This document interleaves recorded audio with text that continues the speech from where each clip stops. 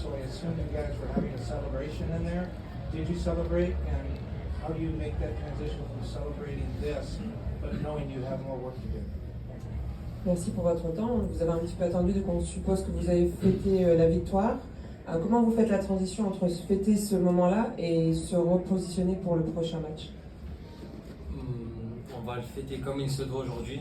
Voilà, c'est une finale gagnée, c'est une coupe de remporter, une coupe qu'on a ici. Et dès demain, dès après-demain, voilà, on remet le chariot en route et on va essayer de garder cette MLS Cup ici à la maison. So we're going to celebrate today because it's a final, it's a cup we won, but tomorrow and after tomorrow we're going to focus and make sure we bring the MLS Cup at home.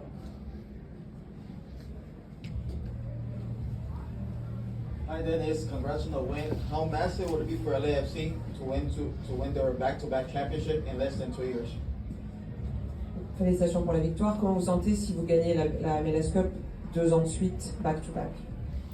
Ça serait parfait pour Los Angeles. Ça prouve encore une nouvelle fois que l'institution est très forte, que les joueurs sont très forts et que le club tout simplement est très fort. Donc comme je l'ai dit, voilà, si on arrive à faire le back-to-back, qui serait une première dans la MLS, ça serait magnifique pour le club, surtout pour Los Angeles. So it will be perfect. It will prove that the institution is awesome, the players are awesome, and the club is doing what he has to do. And if we win back-to-back the MLS, it will be a first for the MLS, so that's what we want. It will be amazing. Hey, Denny, congrats on the victory. I know this is another opportunity to potentially win a trophy this time around. I know it's been a little tough this year. And you stepped up your game this year, obviously putting your team on the back.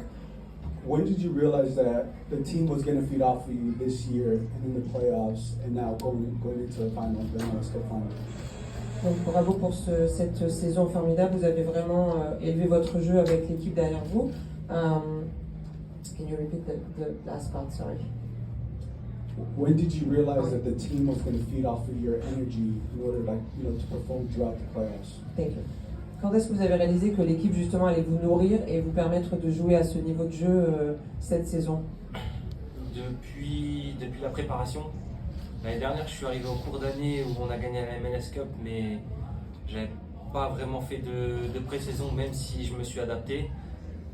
Là, le fait d'avoir fait la pré-saison avec le club et les joueurs, c'est plus facile pour moi de m'adapter, que ce soit au niveau football et au niveau langage aussi. Donc pour moi, c'est grâce au collectif que j'ai des performances comme ça.